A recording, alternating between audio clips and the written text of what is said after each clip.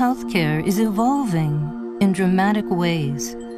The changing needs and increasing demands of a growing and aging society, breakthroughs in medical technology, we need a more effective healthcare model.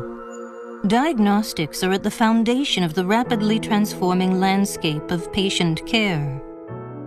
Clinical testing plays an enormous role within this.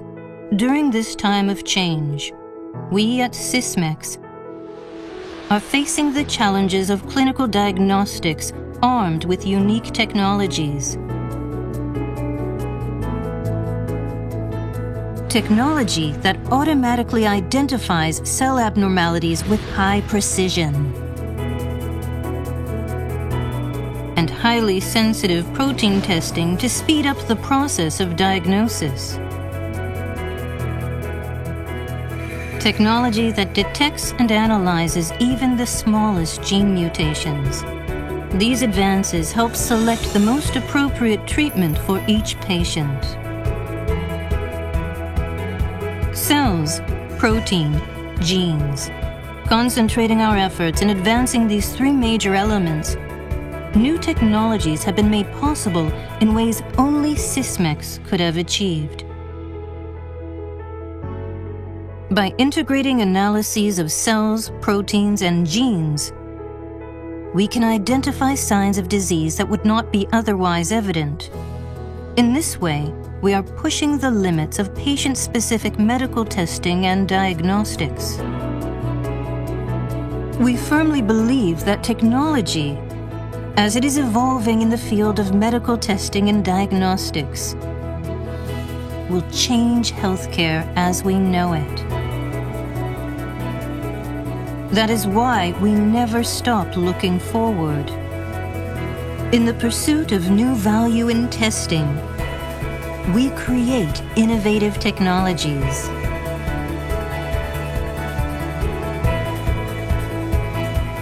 For the betterment of health and for the trust and confidence of people around the world. Our eyes are on the possibilities that will open up new frontiers in healthcare.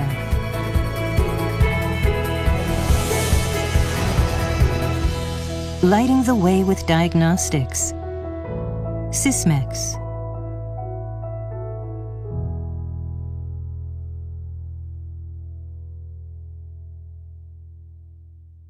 Selamat pagi, Assalamualaikum warahmatullahi wabarakatuh.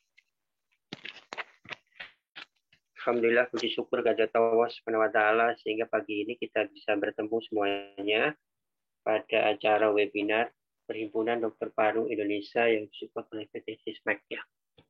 Pagi ini kita akan mendengarkan webinar dengan tema peran dokter paru dan pemeriksaan laboratorium dalam upaya menurunkan kematian pada COVID-19. Ada dua pembicara, yaitu Dr. Praseno Hadi dan Dr. Dewi Yanita yang akan menyampaikan materinya selama acara akan berlangsung dan akan dilanjutkan dengan diskusi.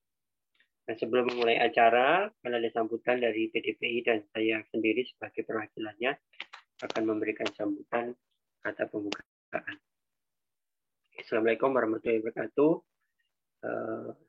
Kepada para peserta, kepada para pembicara, dan kepada para sponsor, terutama pada perwakilan dari PT Sysmex sebagai sponsor, terima kasih atas kehadirannya dan telah memberikan support kepada PDPI untuk penyelenggaraan webinar pada hari ini. Perhimpunan Dokter Paru Indonesia senantiasa menyelenggarakan kegiatan update ilmu, khususnya menyangkut COVID-19, secara berkala yang diberikan kepada seluruh dokter yang ada di Indonesia. Semoga kegiatan pada pagi hari ini akan memberikan manfaat kepada seluruh peserta yang hadir dan juga dapat juga memberikan suatu tambahan ilmu yang dapat dipraktikkan di dalam praktik sehari. Demikian sambutan dari saya sekaligus membuka acara. Terima kasih. Wassalamualaikum warahmatullahi wabarakatuh. Kita akan melanjutkan pada sesi ilmiah yang akan diawali oleh Dr. Praseno Hadi. Sebagai sesi yang pertama, beliau akan membawakan tema patogenesis dan koagulopati pada COVID-19. Dan pada Dr. Prasetyo Hadi, beliau adalah staf dari Departemen Pulmonologi FKUI Rumah Sakit Persahabatan, dan beliau juga adalah Ketua Perhimpunan Perbronki periode sampai saat ini masih menjabat, dan pengalamannya cukup banyak di dalam bidang tata laksana COVID, khususnya di dalam critical care, dan ini adalah suatu kesempatan untuk mendengarkan beliau untuk menyampaikan materinya. Silakan pada Dr. Prasetyo Hadi. Terima kasih banyak Dr. Agus, Ketua PDPI, yang saat ini juga sebagai moderator pada kegiatan webinar pagi hari ini. Teman sejawat sekalian, pagi hari ini saya akan memberikan materi tentang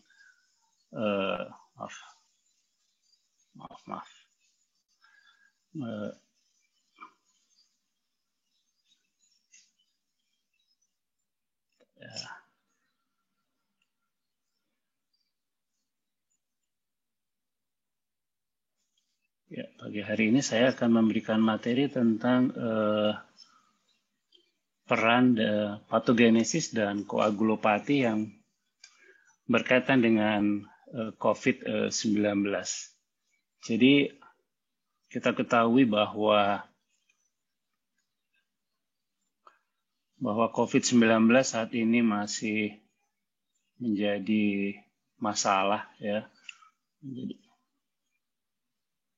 Menjadi masalah di dunia, dan sampai saat ini belum dapat ditangani secara paripurna serta jumlah insidensnya atau penyakitnya kelihatannya semakin hari semakin banyak.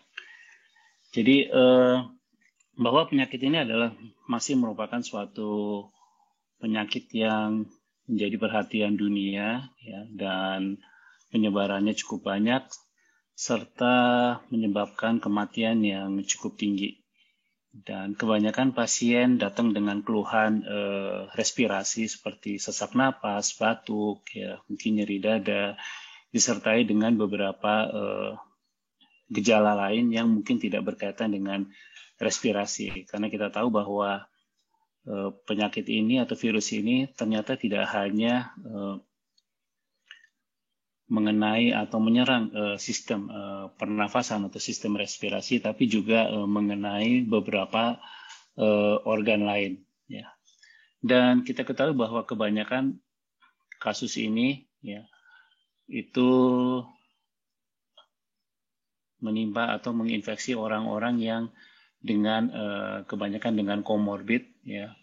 Kemudian pasien-pasien dengan usia tua, geriatri, komorbid seperti diabetes, penyakit jantung, kemudian penyakit paru seperti PPOK, ya, atau penyakit infeksi lain, asma, atau penyakit jantung lain seperti hipertensi. Ya, jadi orang-orang yang seperti ini sangat mudah atau risikonya menjadi cukup tinggi. Ini data terakhir COVID-19 di dunia per tanggal 8 Mei. Jadi ada sekitar 800.000 kasus baru, ya, dengan sekitar 156 juta lebih kasus terkonfirmasi dengan 3,2 juta kematian.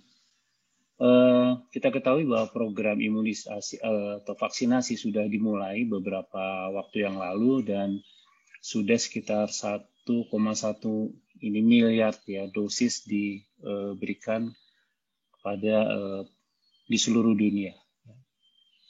Bagaimana dengan di Indonesia? Ya, di Indonesia kita lihat bahwa beberapa waktu lalu kasus hariannya sempat menurun, ya, mencapai angka 4.000, ya, 5.000 per hari, tapi kemarin per tanggal 8 sudah kasusnya cukup meningkat lagi menjadi 6.300 kasus, ya. Dan yang terkonfirmasi sampai saat ini ada 1,7 juta dengan kematian 46.000, serta sudah 20 juta dosis vaksin yang diberikan ya kepada sebagian penduduk Indonesia. Nah, ini mungkin teman-teman sudah tahu semuanya, jadi bahwa COVID-19 dibagi menjadi 3 fase atau 3 stage ya. Fase 1, fase 2, dan fase 3. Fase 1 disebut fase infeksi dini atau early infection. Fase 2 disebut dengan fase pulmoner atau fase paru. Ya. Di sini kita lihat ada dibagi menjadi 2, yaitu fase 2A dan fase 2B. Fase 2A ya itu keluhannya tentu dengan sesak nafas ya dan ganggu atau sulit bernafas ya tanpa disertai dengan hipoksia atau hipoksemia. Sedangkan fase 2B yaitu fase paru yang disertai dengan gangguan hipoksia ya atau hipoksemia. Tentu dalam hal ini kita harus melakukan pemeriksaan analisis gas darah. Kemudian fase 3 adalah fase hiperinflamasi ya. Dan umumnya pasien-pasien yang dengan fase hiperinflamasi ini perlu perawatan di ICU. Fase 1 biasanya orang-orang tanpa gejala atau derajat ringan. Fase 2 itu umumnya derajat sedang dan berat, dan fase 3 adalah fase kritis. Ya. Dalam kaitannya dengan koagulopati, ya, dan trombosis, maka kebanyakan kasus terjadi pada fase 3, yaitu di mana hiperinflamasi menjadi sangat tinggi. Dan ini biasanya memerlukan penanganan yang komprehensif. Oke, jadi begitu virus ini masuk ke dalam saluran nafas, ya dalam hal ini kita bicara di saluran nafas, maka virus itu akan masuk ke dalam alveolus, ya. Kemudian dia berikatan dengan ACE2 reseptor, ya teman-teman sudah tahu. Kemudian berikatan dengan transmembran protein, ya reseptor. Selanjutnya virus itu ikatan virus dengan ACE2 dan transmembran reseptor itu akan membuat virus itu masuk ke dalam sel, yang selanjutnya akan bereplikasi dan berkembang biak. Nah, dalam perjalanannya ternyata replikasi virus itu akan menyebabkan peningkatan sel-sel atau sinyal inflamasi. Ya, dia akan mempengaruhi sel dendritik, monosit, makrofag, ya, mungkin juga neutrofil, ya, yang menyebabkan badai sitokin atau sitokin storm. Ya. Nah, sel dendritik, monosit atau makrofag ini akan menghasilkan sel-sel inflamasi seperti kemokin, TNF-alfa, interleukin, ya, interferon, ya. Kemudian monosit kemoatraktan protein, ya, yang pada akhirnya akan menyebabkan akut respiratory distress syndrome, ya, kemudian multi organ failure, kemudian hiperinflamasi sindrom, dan kematian. Jadi di sini akan biasanya pasien akan masuk ke dalam fase 3 yang sudah saya jelaskan sebelumnya. Ini adalah hubungan antara koagulopati dengan infeksi COVID-19. Jadi ternyata virus SARS-CoV-2 ini, ya, setelah berikatan dengan endotel, ya, virus ini akan mengaktifkan intrinsic pathway dan extrinsic pathway dari sistem koagulasi, ya. Jadi yang akhirnya akan menyebabkan proses peningkatan proses trombosis dan kemudian pembentukan clot, ya, atau peningkatan fibrin, ya. Kemudian terjadi peningkatan yang ditandai dengan peningkatan D-dimer dan beberapa faktor yang lain. Jadi sekali lagi bahwa virus ini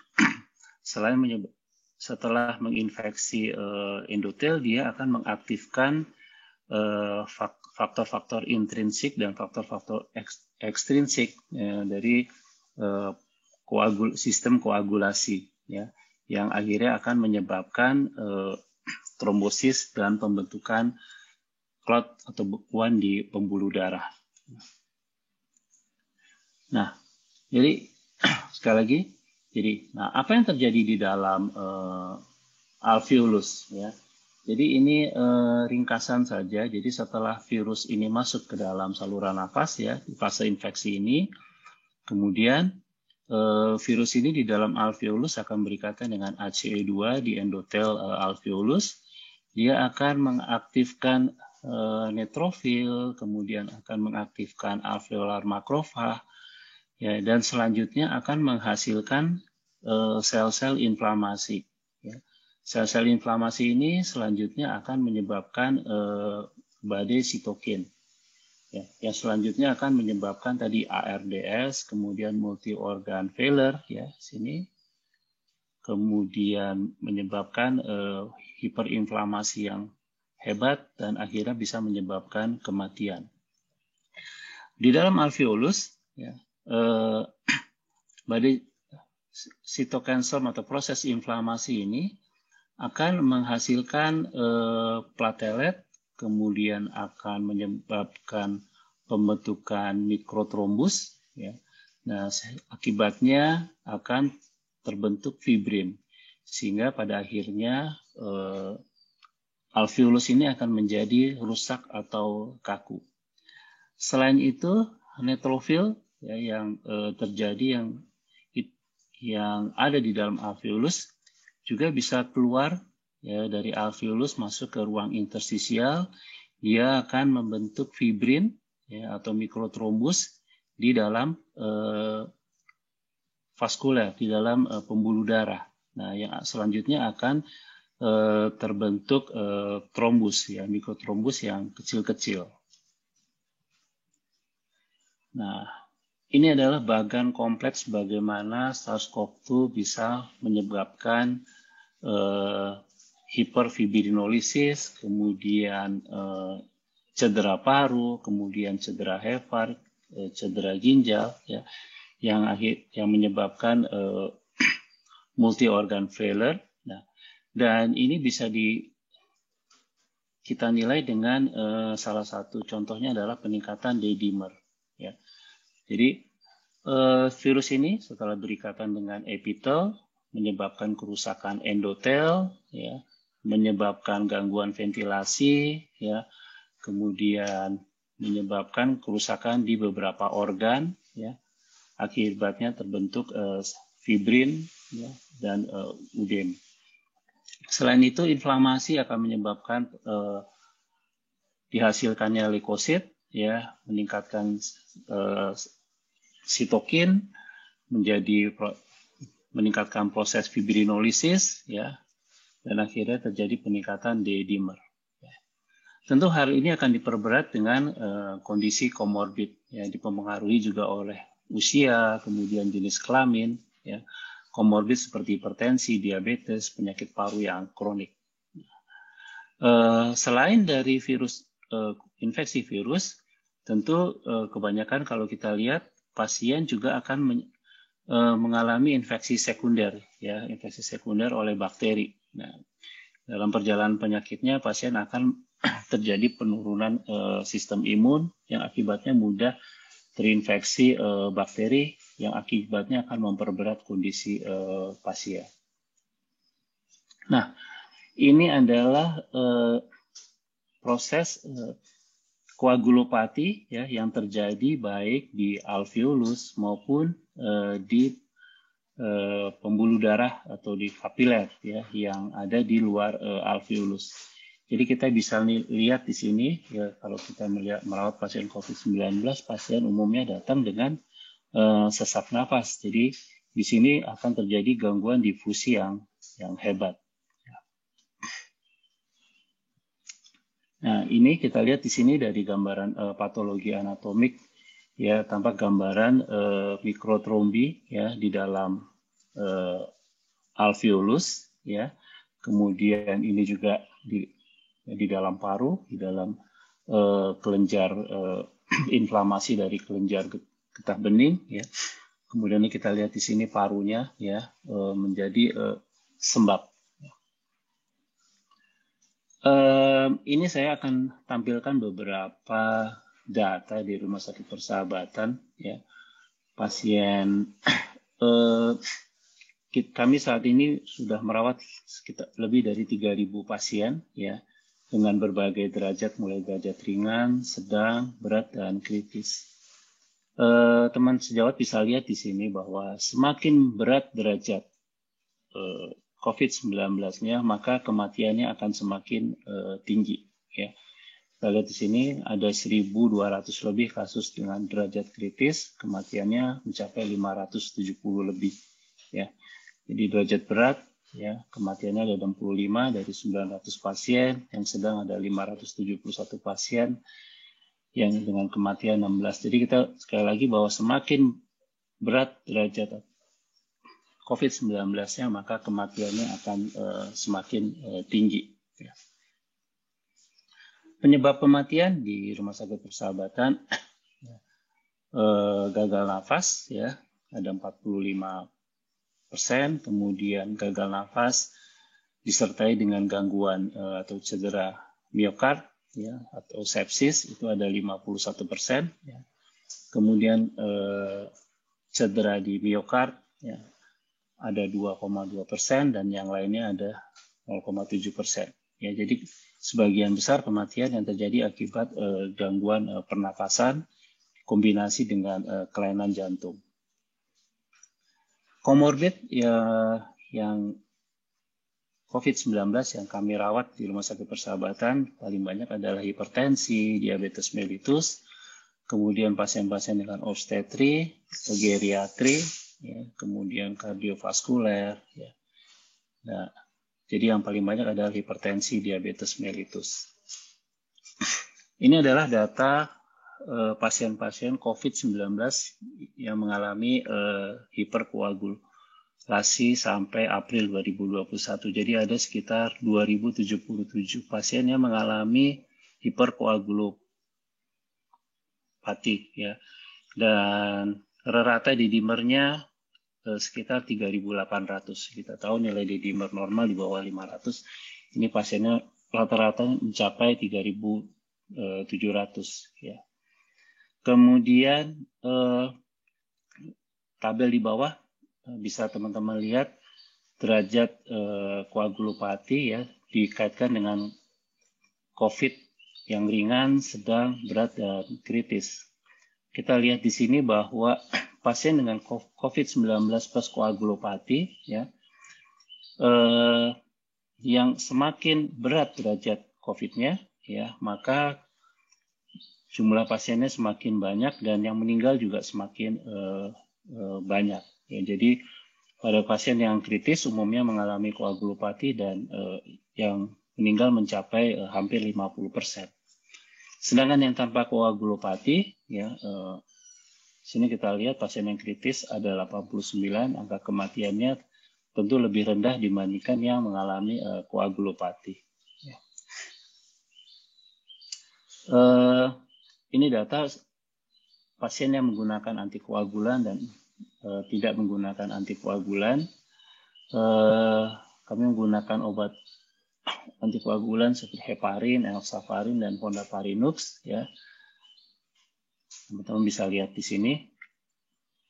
Ini adalah kasus, ya, beberapa contoh kasus pasien 44 tahun dengan pemberian fondaparinux, ya, dengan nilai D-dimer.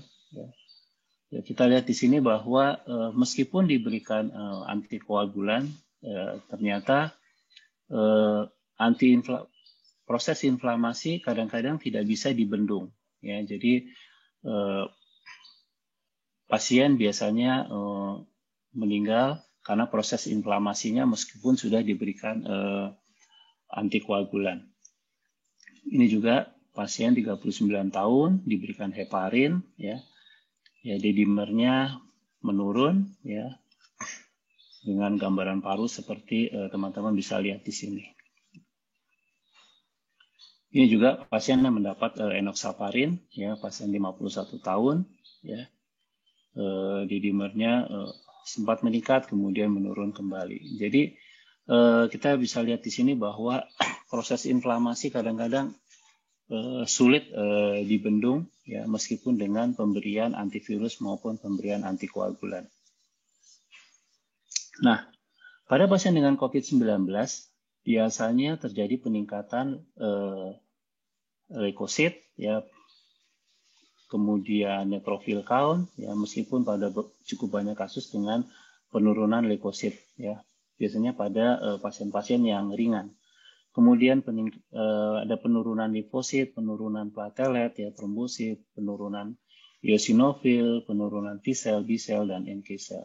Nah, untuk marker koagulasi, ya, yang meningkat biasanya D-dimer dan prothrombin time.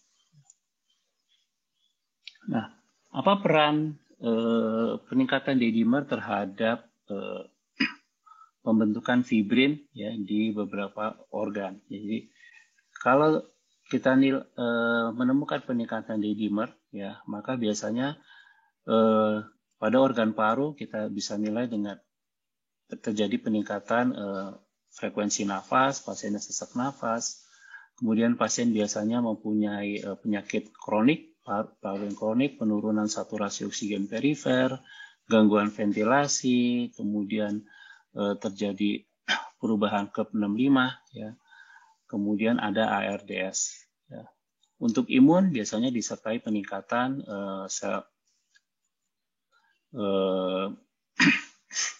sel-sel inflamasi. Ya, untuk jantung biasanya terjadi hipertensi, penurunan tekanan darah, peningkatan CK, CKMB. Ya. Kemudian terjadi akut cardiac injury. Sedangkan D-dimer juga bisa dikaitkan dengan hepar.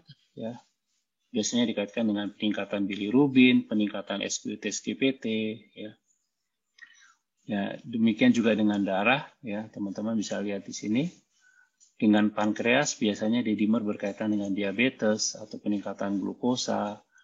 Untuk ginjal, ya, terjadi gagal ginjal yang akut, ya, terjadi proses sepsis, ya, dan biasanya kalau terjadi peningkatan D-dimer, ya, prognosisnya menjadi jelek, ya, dan berkaitan dengan mortalitas. Jadi kita lihat di sini bahwa D-dimer berperan penting pada kasus COVID-19 yang dikaitkan dengan berbagai macam organ, ya. Nah, ini adalah teori bahwa pasien dengan COVID-19 pada, ya, terutama yang berat itu terjadi peningkatan koagulasi dan jadi koagulasinya lebih tinggi dibandingkan fibrinolisis. Nah, kalau pasiennya bisa sembuh, ya, bisa recovery, maka koagulopasinya bisa ditekan, ya, dan fibrinolisisnya bisa lebih tinggi. Sedangkan kalau tidak bisa diatasi, maka biasanya pasien akan meninggal. Ini juga adalah hubungan antara D-dimer pada saat pasien masuk, ya, pasien masuk di rumah sakit at admission dikaitkan dengan C-reactive protein CRP pada pasien pada saat pertama kali masuk di rumah sakit. Jadi di sini kita bisa lihat pentingnya pemeriksaan D-dimer dan CRP pada saat pasien pertama kali kita terima, ya, bahwa semakin tinggi nilai D-dimer itu berhubungan dengan peningkatan CRP, ya. Jadi proses inflamasinya meningkat berkaitan dengan proses koagulopati, ya. Demikian pula dalam perjalanan penyakitnya, ya, dalam perjalanan penyakitnya kita juga harus menilai secara berkala, ya, pasien dengan COVID-19, ya. Kita lihat di sini bahwa semakin berat penyakitnya, ya, kita lihat D-dimernya akan meningkat diikuti dengan peningkatan CRP. Ya, jadi sekali lagi pentingnya pemeriksaan D-dimer, ya, dan CRP pada saat pasien masuk di rumah sakit, ya, pada saat kita terima, dan kita juga harus monitor selama pasien itu dirawat. Nah, ini juga ternyata peningkatan D-dimer itu berkaitan juga dengan penurunan PaO2 per FiO2, ya. Jadi semakin tinggi D-dimer, maka biasanya terjadi perburukan di paru, yaitu terjadi gangguan ventilasi maupun difusi. Ya, demikian pula juga CRP. Ya, CRP semakin meningkat CRP, maka PaO2 per FiO2-nya juga semakin memburuk. Ya, kita bisa buktikan kalau pasien dengan ARDS kita nilai, ya, pada pasien dengan ARDS kita nilai PaO2 per FiO2. Kemudian kita juga nilai dengan gambaran radiologi, ya, apalagi kalau kita melakukan pemeriksaan CT scan. Ya, ini juga sama, ya. Jadi D-dimer, ya, dikaitkan dengan gangguan ventilasi, ya. Jadi semakin tinggi nilai D-dimer, gangguan ventilasinya semakin berat, ya. Ini angka D-dimer juga semakin meningkat, maka mortalitas juga akan meningkat, ya. Demikian pula dengan terjadi kejadian kasus ARDS maupun cedera jantung. Ya. Nah, ini adalah kaitan gambaran radiologi, ya, dalam hal ini CT scan. Kita lihat di sini ada kasus pasien COVID-19 yang ringan, yang sedang, dan berat. Ya, yang A kita lihat di sini bahwa pada kasus yang derajat yang ringan, ya, dengan gambaran ground gas opacity yang minimal, itu D-dimernya rendah. Demikian pula juga rasio neutrofil dan limfosit juga rendah. Sedangkan yang pada kasus yang moderate, yang sedang, ya, D-dimernya cukup tinggi, ya, rasio neutrofil dan limfositnya juga meningkat, ya. Kemudian yang berat, maka D-dimernya akan meningkat lebih tinggi lagi, demikian pula juga dengan rasio neutrofil dan limfosit, ya, yang meningkat. Ya. Jadi ini adalah kaitan antara D-dimer dengan kerusakan paru yang terjadi pada pasien COVID-19. Nah, ternyata pada pasien dengan COVID-19 itu pada awal pasien itu masuk ke rumah sakit, ada pada saat admisi, itu sebagian besar sudah mengalami gangguan koagulopati, ya, dan cenderung untuk menjadi sepsis. Dan kalau koagulopati itu tidak ditangani, maka cenderung akan semakin meningkat, ya, selama perawatan. Ya. Maka pentingnya tadi sekali lagi pentingnya pemeriksaan marker koagulopati, ya, dan hematologi untuk menilai, ya, untuk menentukan apakah pasien ini penyembuhan selanjutnya. Jadi kaitannya nanti dengan mortalitas dan beratnya penyakit dan beratnya perjalanan penyakit. Ini obat-obat yang biasa diberikan, ya, pada kasus COVID-19. Waktunya tinggal 5 menit, ya. Ya, terima kasih. Enoxaparin, ya, kemudian fondaparinux dan heparin. Ya. Saya tidak dalam presentasi kali ini saya tidak akan membahas tentang terapi. Ya. Nah, jadi pada dasarnya koagulopati dan COVID-19 itu, ya, sudah jelas, ya, patofisiologinya dan kaitannya dengan sistem imun, dan ternyata COVID-19 selain menyebabkan gangguan respirasi, tapi juga dia menyebabkan gangguan sistem koagulasi, ya, yang akibatnya bisa menyebabkan multi organ failure, ya, dan akibatnya mortalitas juga akan meningkat.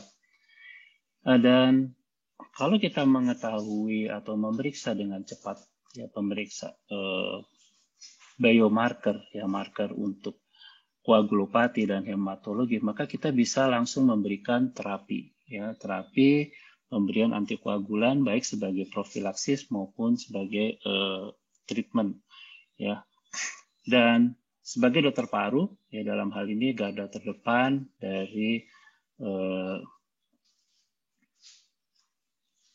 tenaga kesehatan yang menangani kasus COVID-19, penting bagi kita untuk memeriksakan marker-marker koagulopati, contohnya D-dimer, PT-APTT, ya, fibrinogen, ya. Tujuannya adalah untuk menilai prognosis, ya, model prognosis dalam perjalanan penyakit. Dan untuk terapi tentu kita akan bergandengan dengan disiplin ilmu lain, ya, sehingga kesembuhan pasien bisa kita capai dengan baik.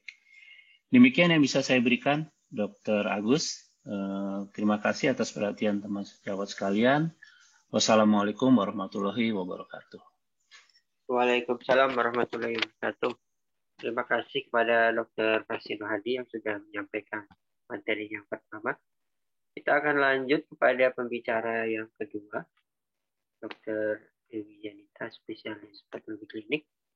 Beliau adalah staf di Rumah Sakit Persahabatan, ya, dan juga sering berbicara mengenai masalah laboratorium pada COVID-19 sejak awal pandemi. Pada kesempatan pagi hari ini, beliau akan membacakan tentang tema peranan dari laboratorium hemostasis di dalam penentuan stratifikasi risiko dan monitoring pada pasien COVID-19. Pada Dr. Dewi Yanita, spesialis patologi klinik, saya memberikan waktu 25 menit. Terima kasih, Dr. Agus. Assalamualaikum warahmatullahi wabarakatuh.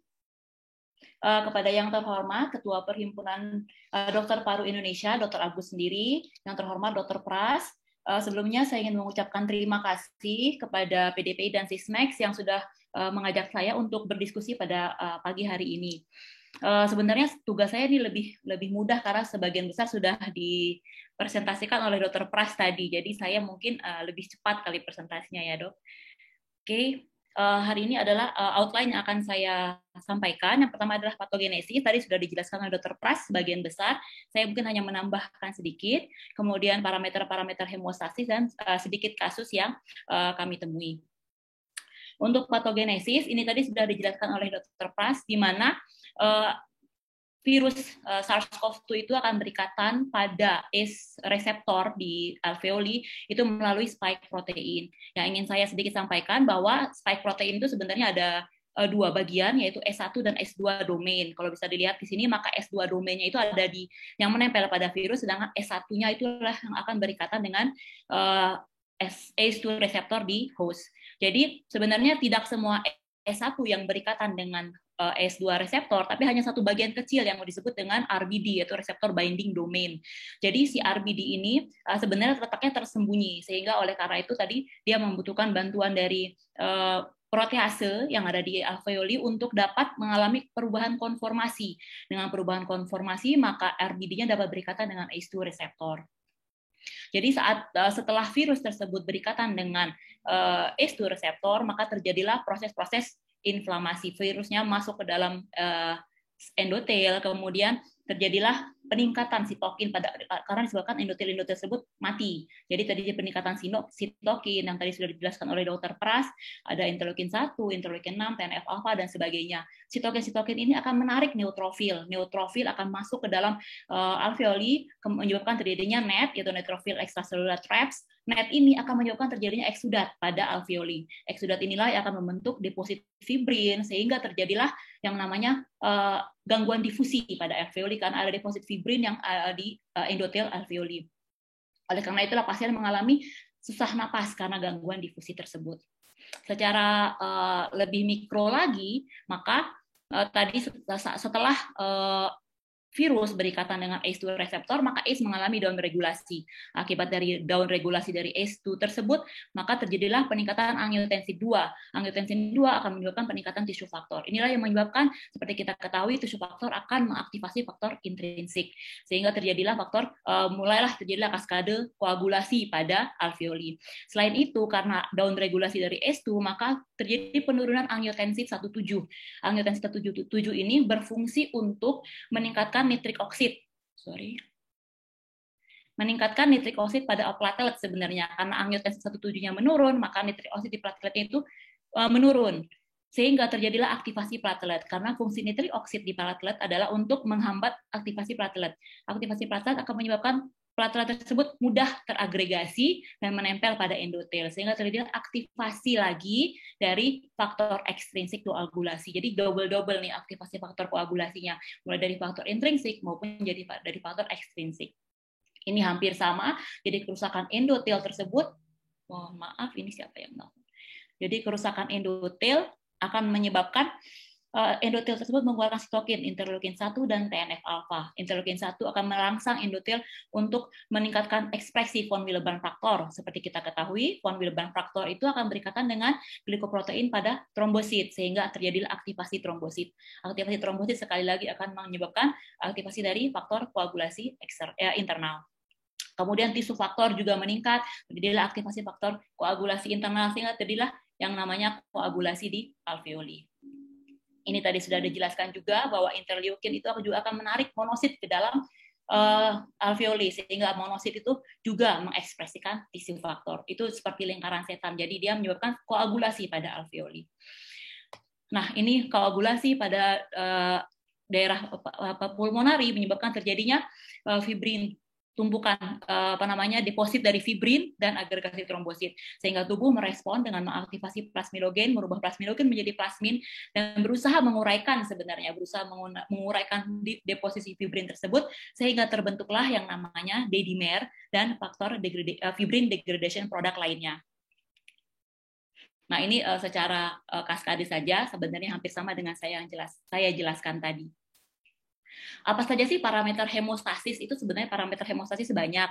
Tadi seperti sudah dijelaskan oleh Dr. Pras. Jadi saya ingin menjelaskan bahwa parameter hemostasis itu ada beberapa kelemahannya. Jadi tidak bisa diinterpretasi, harus hati-hati dalam menginterpretasikannya.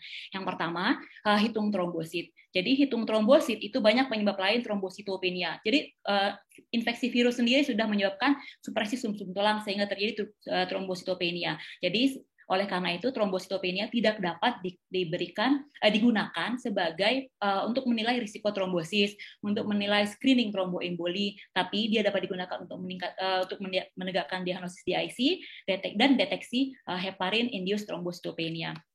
Kemudian APTT. APTT itu sangat dipengaruhi oleh faktor preanalitik. Jadi kalau dokter tahu kalau mengambil sampel untuk pemeriksaan APTT, dokter menggunakan tabung biru. Tabung warna biru itu kalau dokter lihat itu di bawahnya itu ada antikoagulannya. Antikoagulannya itu harus berbanding 1:9. Jadi 1 antikoagulan harus 9 bagian darahnya. Oleh karena itu kalau dokter mengambil sampel terlalu banyak, maka antikoagulannya kan terlalu sedikit, sehingga terjadi pembekuan pada sampel, sehingga APTT-nya bisa memanjang karena keburu terjadi pembekuan pada sampel. Sedangkan kalau dokter mengambil sampel terlalu sedikit, maka antikoagulannya akan terlalu banyak, maka terjadi pemanjangan APTT juga karena ada antikoagulan pada sampel. Jadi sangat dipengaruhi oleh faktor preanalitik, karena laboratorium itu seperti selalu saya sampaikan bahwa garbage in, garbage out. Jadi ya kalau dokter kasihnya sampah, kami akan mengeluarkan hasil sampah juga. Kemudian ada lagi salah satu yang dipengaruhi adalah perbedaan reagen APTT. Ada beberapa reagen APTT yang sangat sensitif terhadap lupus antikoagulan. Jadi ada beberapa penelitian yang mengatakan bahwa SARS-CoV-2 ini juga menyebabkan adanya ekspresi LA pada tubuh, sehingga ada beberapa reagen yang sangat dipengaruhi oleh lupus antikoagulan. Sehingga APTT hanya dapat digunakan untuk deteksi HIT dan untuk monitoring pemberian heparin, tidak dapat untuk mendiagnosis DIC maupun screening tromboemboli dan risiko trombosis. Sedangkan PT prothrombin juga sama, hampir sama dengan APTT tadi, dipengaruhi oleh faktor preanalitik. Jadi kalau dipengaruhi oleh faktor preanalitik hampir sama. Dokter harus memberikan kami sampel sesuai dengan tabung tersebut. Jadi tidak boleh terlalu sedikit, tidak boleh terlalu banyak. Dan juga sama seperti APTT sebenarnya sangat dipengaruhi oleh kadar fibrinogen. Kalau dokter mengamati beberapa pasien masuk ke IGD itu PT-nya memendek. Kenapa PT-nya memendek? Itu karena fibrinogennya tinggi. Seperti kita ketahui, fibrinogen itu merupakan protein fase akut. Pada pasien yang terinfeksi oleh SARS-CoV-2, fibrinogennya tinggi karena diproduksi oleh hati. Fibrinogen yang tinggi menyebabkan PT-nya memendek. Jadi kadang-kadang kita harus hati-hati menginterpretasi PT APTT terutama apabila kadar fibrinogennya terlalu tinggi. Jadi kalau dokter perhatikan beberapa pasien datang tuh dengan PT-nya memendek, itu bukan karena kesalahan laboratorium ya dok, tapi karena kadar fibrinogen yang terlalu tinggi. PT dapat digunakan untuk menegakkan diagnosis DIC. Sedangkan fibrinogen itu seperti yang sudah saya sampaikan tadi, fibrinogen merupakan protein fase akut, sehingga dia tidak dapat untuk mendeteksi DIC. Sensitivitasnya rendah karena begitu dia terinfeksi, fibrinogennya tinggi, padahal pada saat DIC terjadi konsumsi fibrinogen. Jadi fibrinogennya diproduksi juga, dikonsumsi juga. Jadi tidak kalau kita mau deteksi DIC kan fibrinogennya rendah. Nah ini jadinya imbang fibrinogennya, kadang-kadang tinggi malah gitu ya. Tapi fibrinogen dapat digunakan untuk menilai risiko trombosis. Kemudian dedimer juga punya kelemahan, yaitu yang pertama yang harus saya tekankan adalah berbeda alat, maka berbeda juga cara pengukuran dedimernya. Oleh karena itu terdapat namanya variabel antar laboratorium. Jadi tidak dapat dibandingkan antara satu laboratorium dengan laboratorium lainnya karena beda metode pemeriksaan. Salah satu kelemahan lainnya adalah apabila kadarnya terlalu tinggi maka tidak dapat diukur dedimer itu. Nah, tapi dedimer dapat digunakan untuk menilai risiko trombosis, screening tromboemboli, dan untuk menegakkan diagnosis DIC. Kemudian parameter terakhir yang juga akhir-akhir ini sering diminta adalah anti-10A. Anti-10A itu terutama perannya adalah untuk monitoring pemberian heparin. Tapi ada kelemahannya juga, yaitu adalah sama adanya variasi antar reagen, dan yang kedua adalah mahal pemeriksaan tersebut. Oke, jadi sebenarnya ada penelitian yang menunjukkan gambaran laboratorium pada pasien-pasien dengan COVID berat. Yang pertama itu adalah dedimer. Peningkatan dedimer itu trust threshold-nya itu lebih dari 1.000 nanogram per mililiter. Tapi ada juga yang bilang 3.000, sama seperti yang tadi data yang Dr. Pras sampaikan, ada lebih dari 3.000 ya, plus minus 3.000 untuk pasien-pasien dengan COVID berat. Di sini dia menunjukkan bahwa lebih dari 1.000. Kemudian C-reaktif protein lebih dari 100, LDH lebih dari 245, ferritin lebih dari 500, kemudian troponin 2 kali batas atas ya tergantung dari rujukan yang digunakan, kemudian kreatinin fosfokinase juga 2 kali batas atas, dan nilai hitung limfosit absolut ya kurang dari 800 sel per mikroliter. Yang di sini faktor hemostasis yang ditekankan adalah hanya dedimer. Suatu penelitian oleh Agarwal dan teman-teman itu menunjukkan dia melakukan suatu meta-analisis. Jadi dia mengumpulkan beberapa penelitian yang menunjukkan bahwa dedimer sebagai prediksi untuk mortality dan severe case. Jadi pada Huang dan kawan-kawan dia mendapatkan bahwa untuk pasien-pasien yang berat dan non berat maka kadar dedimernya berbeda bermakna, yaitu 2.400 versus 500 pada yang non berat. Kemudian Wang dan kawan-kawan itu 4.000 ya, jadi hampir sama dengan penelitian Dr. Pras tadi yang 3.800, ini 4.000 versus 1.600 untuk yang non severe. Kemudian kalau untuk yang survivors dan non-survivors itu Zo dan teman-teman itu 5.200 untuk yang non-survivor dan 600, jadi 600 itu lebih kurang normal untuk yang survivor. Kemudian Zhang dan kawan-kawan juga 4.700 versus 410 untuk yang non-survivor. Tapi ada beberapa temuan.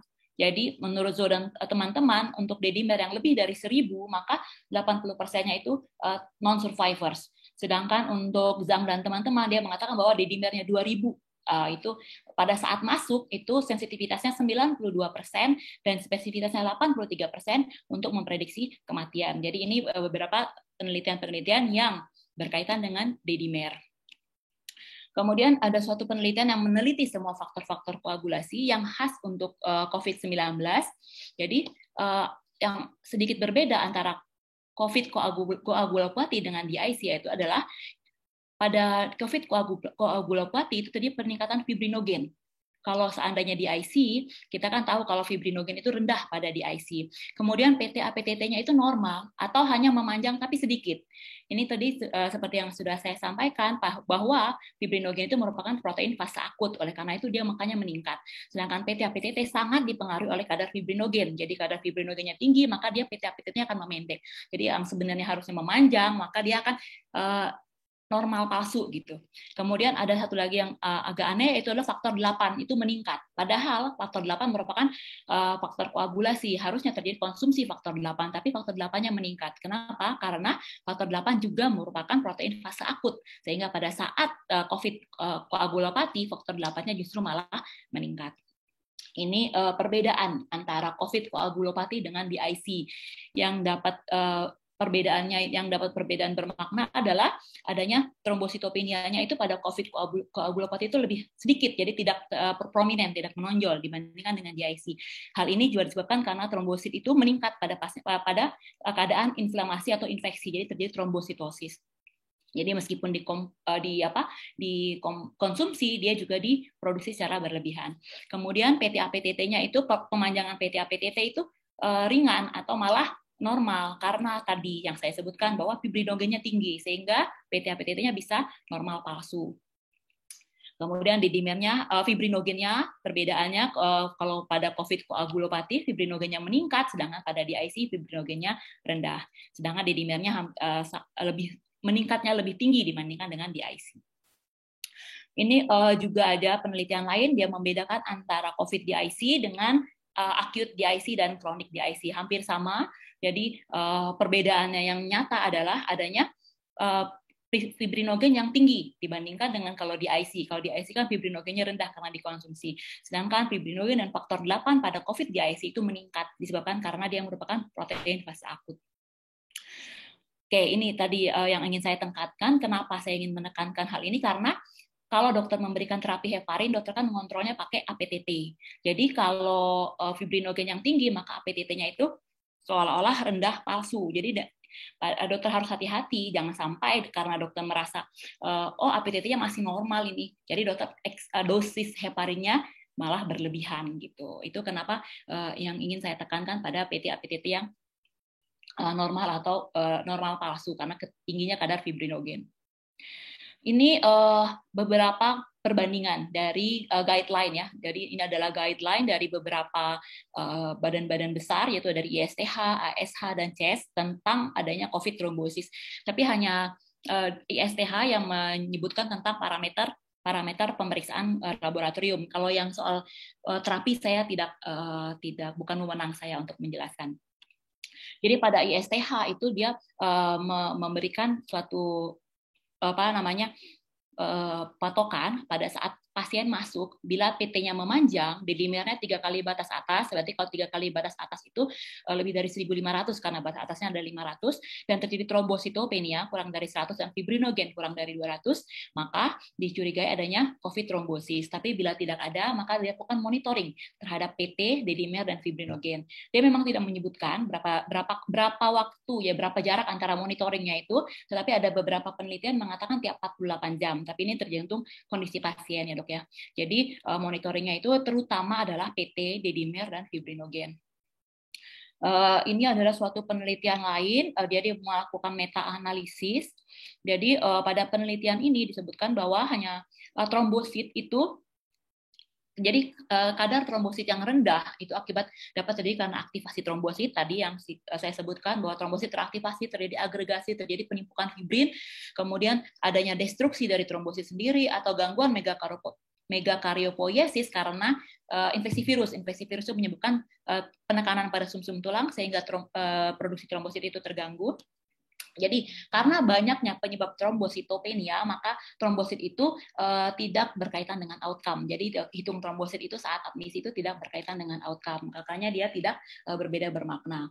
Untuk PT, maka PT itu memanjang adanya aktivasi koagulasi jalur ekstrinsik dan adanya gangguan fungsi hati juga karena pada COVID terjadi gangguan fungsi hati.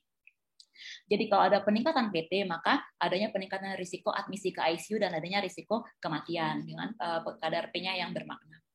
Untuk D-dimer, ini ya kalau dokter lupa tentang D-dimer itu adalah 2D dan 1B. Jadi ini adalah D-dimer. Jadi kalau D-dimer itu terbentuk apabila terjadi crosslink dari fibrin polimer dipecah oleh plasmid, itu akan membentuk D-dimer. Jadi kalau D-dimer itu, peningkatan D-dimer itu menunjukkan adanya risiko trombosis itu berdasarkan penelitian ini. Dan menunjukkan adanya severity status berdasarkan D-dimer. Ini saya akan memaparkan, saya tidak berbicara terlalu cepat ya, Dok. Sedikit kasus, bukan kasus pengamatan yang saya amati di laboratorium. Yang pertama itu adalah, data ini saya ambil waktu awal-awal COVID ya, sudah lama sekali sebenarnya. Ini adalah 5 pasien. Yang merah itu adalah 5 pasien yang outcome-nya jelek. Jadi outcome-nya jelek itu udah berakhir dengan kematian. Sedangkan yang hijau ini adalah pasien yang outcome yang baik. Itu pasiennya berhasil pulang dan kontrol kepersahabatan. Dapat kita lihat di sini bahwa pada pasien-pasien dengan karena cut off PT di laboratorium persahabatan adalah 11,4, maka dari 5 pasien itu terdapat 2 pasien dengan PT-nya itu sudah memanjang pada saat datang, sedangkan 3 pasien PT-nya masih normal pada saat datang. Sedangkan pasien dengan outcome yang baik, semuanya PT-nya itu dalam rentang normal. Bagaimana dengan APTT? APTT itu cut off saya 45, maka outcome pasien-pasien dengan outcome yang baik maupun outcome yang buruk, malah APTT-nya tidak memanjang. Hanya 1 pasien dengan outcome yang baik, malah yang sedikit memanjang daripada nilai rujukan. Jadi APTT malah tidak memanjang. Jadi pada COVID ini malah justru APT yang memanjang. Untuk dedimer ini pada pasien-pasien dengan outcome buruk itu ada 3 dari 3 pasien ya. Jadi ini 2 pasien tidak melakukan pemeriksaan dedimer pada saat masuk ini. Jadi 3 dari 3 pasien, 3-3-nya itu tinggi sekali kadar dedimernya. Yang pasien yang outcome yang buruk. Sedangkan pasien yang outcome yang baik itu hanya 1 pasien yang di atas 1000 dedimernya, tapi alhamdulillah pasiennya outcome-nya baik. Untuk kasus yang kedua, pasien datang itu PT-APTT-nya normal. Meskipun fibrinogennya, kita bisa lihat dokter, fibrinogennya tinggi sekali karena fibrinogen merupakan protein fase akut dan dedimernya sudah lebih dari 1.500 ya, jadi udah 2.000, tapi PT-APTT masih normal. Kemudian pada 3 hari kemudian di follow up PT-APTT-nya sudah mulai memanjang, tapi APTT-nya masih normal. Sedangkan dedimernya tidak dilakukan pemeriksaan. Kemudian pada tanggal 3 dilakukan pemeriksaan lengkap, kita bisa lihat di sini PT-APTT-nya sudah memanjang dua-duanya.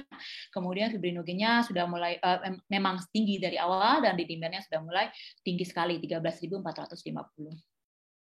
Oke, sebagai kesimpulan, pemeriksaan hemostasis dipengaruhi oleh faktor preanalitik dan analitik. Jadi ada pada saat pengambilan spesimen, jadi spesimen yang dikirim ke laboratorium, kemudian perbedaan alat, perbedaan reagen itu sangat mempengaruhi pemeriksaan hemostasis.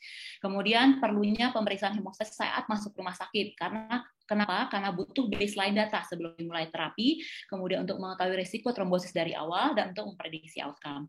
Kemudian perlunya pemeriksaan follow up pemeriksaan hemostasis setidaknya tiap 24 jam. Ada penelitian yang bilang tiap 24 jam, tapi ini tergantung lagi dengan klinisi. Terima kasih atas kesempatannya. Assalamualaikum warahmatullahi wabarakatuh. Waalaikumsalam warahmatullahi wabarakatuh. Jadi sudah selesai Dr. Dewi Yanita ya menyampaikan materi. Kita akan lanjut kepada sesi diskusi pada pagi hari ini. Ini pertanyaannya apakah sudah ada dari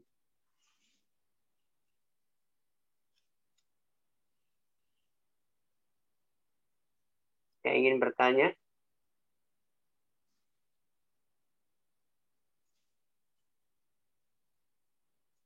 Dr. Rizky? Di kolom Q&A, Dok. Di kolom Q&A ya. Bentar saya lihat. Oke, terima kasih. Ini ada pertanyaan dari beberapa ya yang sudah masuk di chat Q&A. Yang pertama, mungkin ini kepada Dr. Pras ya. Apakah kita tetap memberikan antikoagulan pada pasien COVID derajat sedang meskipun dedimernya normal atau trombositnya masih normal? Ini langsung dijawab saja, dokter. Ya.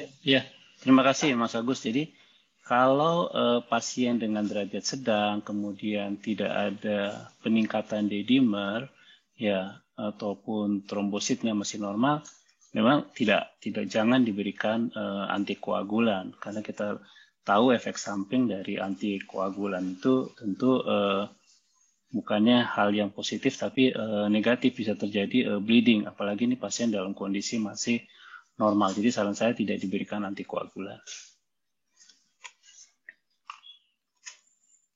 Itu Dr. Agus.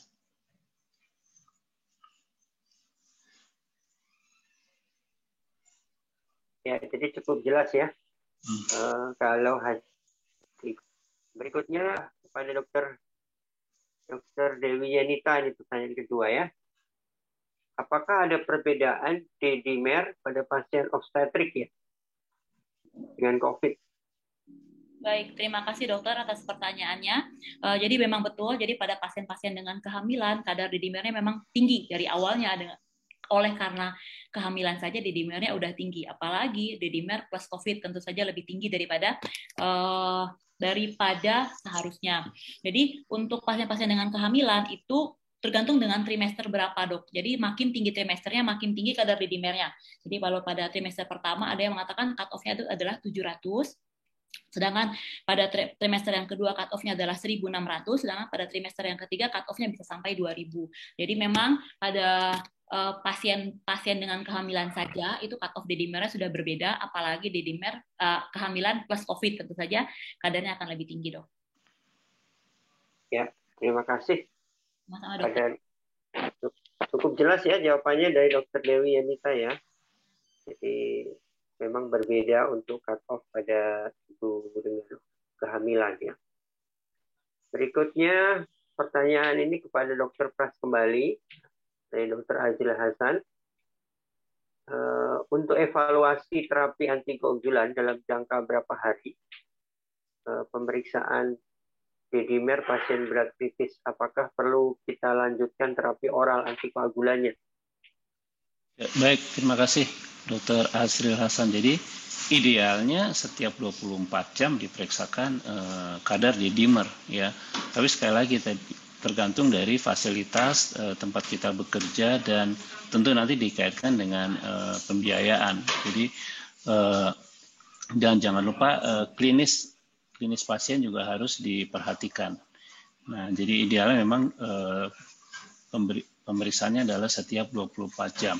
Minimal 48 atau 72 jam kita bisa lakukan pemeriksaan D-dimer ya.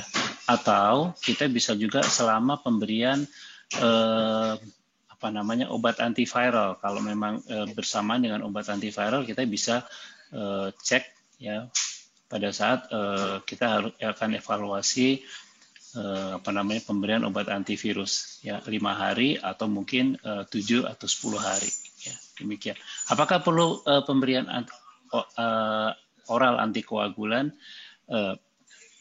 Kalau dia normal ya tentu tidak perlu diberikan antikoagulan ya. Tapi ada beberapa saya tidak ada pengalaman terang tentang pemberian antikoagulan pada pasien dengan COVID oral ya, pada pasien COVID-19 yang sudah sembuh dalam hal ini yang masih mengalami peningkatan D-dimer. Tapi biasanya tidak diberikan antikoagulan oral karena tadi efek samping, apalagi kalau pasien diberikan secara rawat jalan. Ya. Gitu, ya, Dr. terima kasih, Dr. Pras. Ini Dr. Dewi Yanita ada tambahan untuk monitoring D-dimernya ya, kalau pasien mendapatkan terapi antikoagulan sesuai dengan tadi yang disampaikan, mungkin ada tambahan. Terima kasih, dokter. Kalau berdasarkan dan beberapa jurnal itu untuk monitoring PT fibrinogen dan D-dimer itu tiap 48 jam sekali. Tapi itu kembali lagi ke dokter Pras dan ketua klinisi yang menangani pasiennya, dok, karena kan kita tidak tahu berapa dosis antikoagulan yang diberikan dan bagaimana keadaan pasiennya. Tapi berdasarkan ISTH itu 48 jam minimal, dok.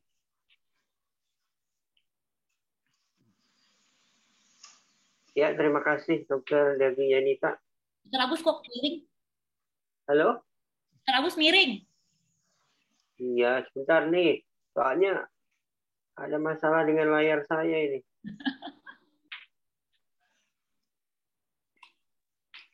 Selanjutnya ya, pertanyaan berikutnya kepada Dr. Pras juga, apakah ada terapi profilaksis ya menggunakan antikoagulan pada kasus COVID ini, meskipun hasil D-dimernya tidak meningkat. Ya, jadi ini pertanyaannya mengenai profilaksis antikoagulan pada kasus COVID. Jadi sebenarnya pada pasien dengan COVID-19 tadi ada kecenderungan terjadi hiperkoagulopati. Nah, hiperkoagulopati itu bisa dicegah dengan baik farmakologik maupun non farmakologik ya. Kita bisa gunakan yang non farmakologik dulu, umpamanya pasien dengan posisi pasien atau menggunakan stocking ya, pasien harus mobilisasi, itu yang paling mudah ya. Dan profilaksis biasanya diberikan kalau memang ada kecenderungan peningkatan D-dimer ya, atau D-dimer dalam peningkatan beberapa kali ya. Apalagi kalau sampai peningkatannya itu ribuan, itu bukan dosis profilaksis lagi, sudah digunakan dosis terapeutik ya.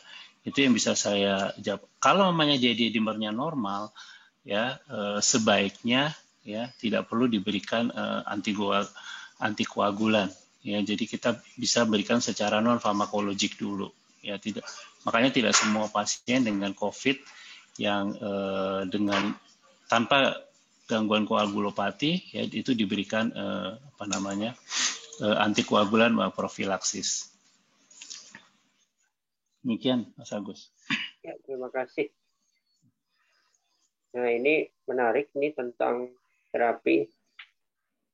Pertanyaannya untuk kedua narasumber ya, Dr. Pras dan Dr. Dewi. Apakah boleh pemberian tocilizumab pada pasien tanpa mengecek IL-6-nya? Terus sambungannya adalah apakah CRP bisa menjadi patokan kadar IL-6 dalam tubuh? Silakan mungkin Dr. Pras dulu, kemudian Dr. Dewi ya. Iya, jadi kan tocilizumab itu ada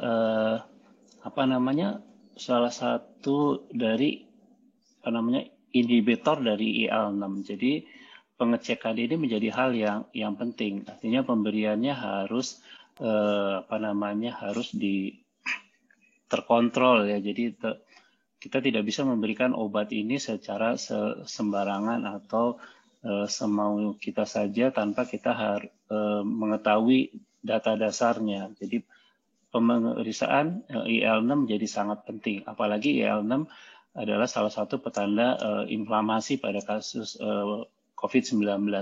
Kemudian apakah CRP bisa menjadi patokan kadar IL-6 dalam tubuh? Ya, ini hal yang berbeda. Ya, CRP dengan IL-6 adalah hal yang berbeda. Jadi kita tidak bisa menilai apakah CRP meningkat itu kaitannya dengan kadar IL-6 yang meningkat pula. Jadi belum tentu hal ini menjadi hal yang paralel ya. Jadi sekali lagi tocilizumab adalah inhibitor IL-6, maka kita harus periksa IL-6 ya. Dan pada pasien COVID-19 kita tahu terjadi pula peningkatan CRP ya. Dan apakah itu ada kaitannya dengan IL-6? Ya, bisa saja terjadi, tapi patokannya adalah kita harus periksa IL-6. Ya. Demikian. Dr. Dewi, ada tambahan? Terima kasih Dr. Agus, Dr. Pras. Sepertinya sudah dijawab oleh Dr. Agus, Dok. Tadi jadi kalau kita memberikan anti interleukin 6 tanpa tahu kadar interleukin 6-nya malah jadi backfire ya, Dok. Nanti malah jadi tubuh memproduksi interleukin 6 lebih banyak.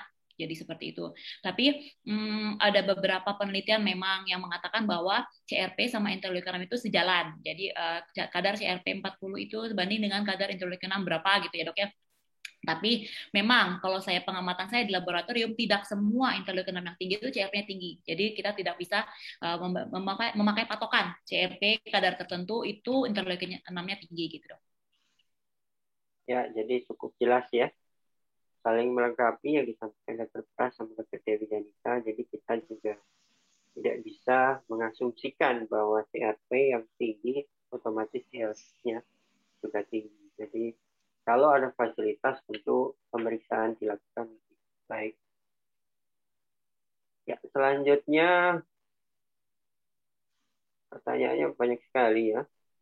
Nah, ini yang menarik adalah kalau pasien COVID ternyata dia juga post-op ya, misalnya post-op seksio, kemudian post-op appendicitis ya, kemudian ada D-dimer yang meningkat. Apakah aman diberikan antikoagulan padahal dia post-op ya? Mungkin Dr. Pras ini ya. Ya, kalau dia berat dan memang ada peningkatan D-dimer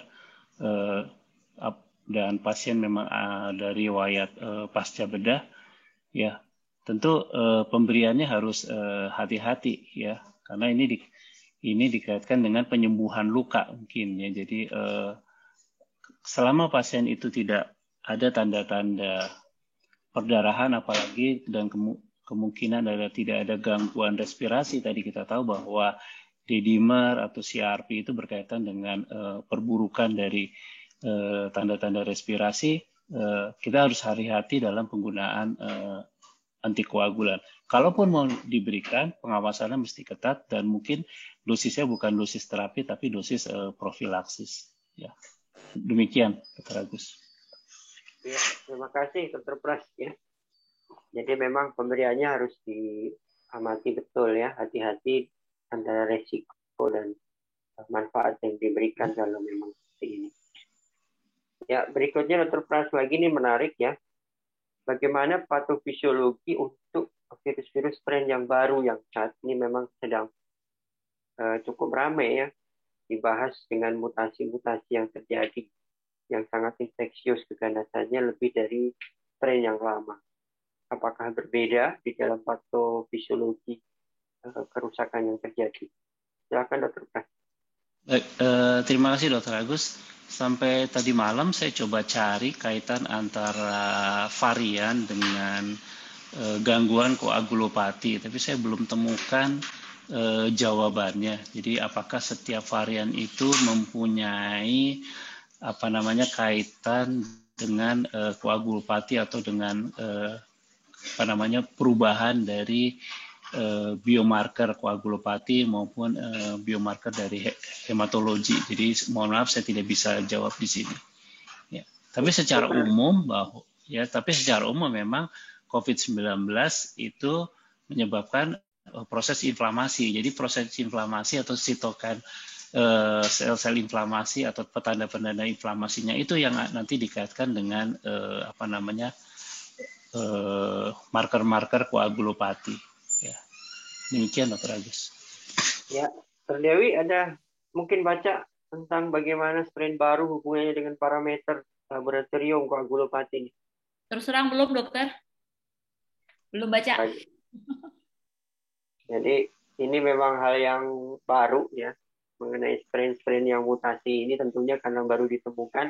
WHO sendiri baru merubah beberapa virus strain itu dari voice of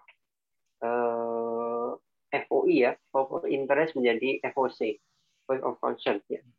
Jadi kalau voice of concern itu artinya dia sudah memang ada buktinya bahwa strain-strain itu mempengaruhi mulai dari masalah diagnostik sampai infeksiusnya sampai juga resiko dalam tata laksana.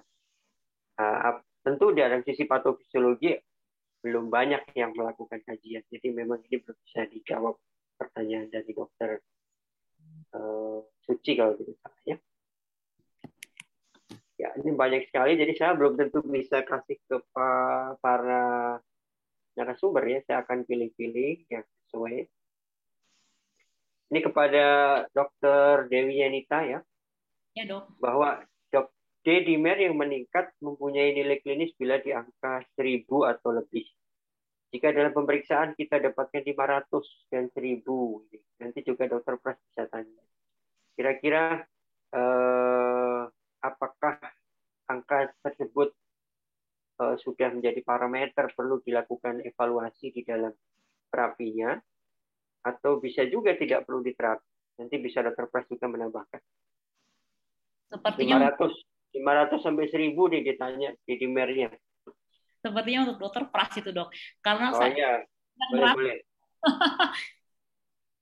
Ya, jadi kalau dia ada peningkatan D-dimer di atas 500 sampai 1000, kita bisa sekali lagi kita bisa berikan ya. Tapi sekali lagi pemberiannya harus tentu dosisnya akan disesuaikan dengan kondisi pasien ya. Dan kita harus amati, kita harus nilai apakah terjadi apakah pasien itu tidak ada tanda-tanda perdarahan ya, seperti tanda-tanda perdarahan yang lain, atau mungkin dia melena dan sebagainya ya. Dan kita harus nilai juga ini dari faktor yang lain tadi, PT-nya bagaimana, APTT yang bagaimana. Kalau mamanya dia masih normal, mungkin kita hanya berikan mungkin terapi yang profilaksis saja. Ya. Sekali lagi kita tidak harus memberikan antikoagulan ya pada kondisi-kondisi yang memang kita pasien bisa atau nanti bisa turun sendiri itunya tergantung dari terapi yang kita berikan, dalam hal ini terapi antivirusnya juga tentu akan berperan ya. Demikian Mas Agus. Ya, terima kasih dari Dr. Pras, cukup jelas ya. Selanjutnya ini untuk Dr. Dewi ya. Kalau ini kayaknya betul nih Dr. Dewi, nggak salah. Tadi sih namanya tulisnya salah ya Kak, ini nanya. Dr. Dewi ini mengenai marker D-dimer dan ferritin serta fibrinogen pada kasus virus yang baru ini, apakah tetap pemeriksaannya sama ya? Evaluasinya pada hari ke-1, ke-5, ke-10. Dan kemudian tiap bulan diperiksa. Mohon tanggapannya. Terima kasih dokter. Kalau untuk D-dimer, kalau misalnya pasiennya masih dirawat di rumah sakit, kalau berdasarkan panduannya ISTH itu tiap 48 jam sekali. Sedangkan untuk ferritin dan fibrinogen itu terutama pada saat pasien sama, fibrinogen juga sama yang marker hemostasis itu sama seperti D-dimer. Sedangkan untuk ferritin merupakan marker inflamasi atau infeksi. Jadi biasanya itu diperiksa pada saat masuk rumah sakit, itu ferritin diperiksa.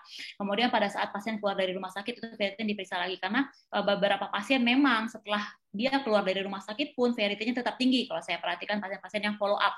Jadi proses inflamasinya sepertinya masih terjadi di entah itu di paru-paru atau di bagian tubuh lainnya. Jadi ferritinnya itu tetap di follow up. Tapi kalau untuk virus yang baru, yang lebih ganas ini, saya tidak tahu nih dok kebijakannya. Biasanya kan kebijakannya dikeluarkan oleh 5 itu dok, 5 perhimpunan itu bagaimana kebijakannya? Apakah 1510 ataukah malah 1369 misalnya? Itu nanti mungkin perhimpunan yang akan membuat kebijakan bersama lagi ya dok. Kalau virus yang baru ini kan soalnya belum ditahu lebih ganas atau bagaimana mutasinya gitu dok. Kalau dari profesi Patklin, apakah sudah ada kebijakan untuk masalah evaluasi yang kasus virus baru? Kalau untuk marker-marker inflamasi seperti ferritin begini dok, tidak ada dok. Oke, jadi memang dari profesi sendiri 5OP belum melakukan evaluasi. Tentunya ini dalam beberapa hari ke depan kita sedang mempersiapkan untuk masalah pertemuan menghadapi strain baru ini.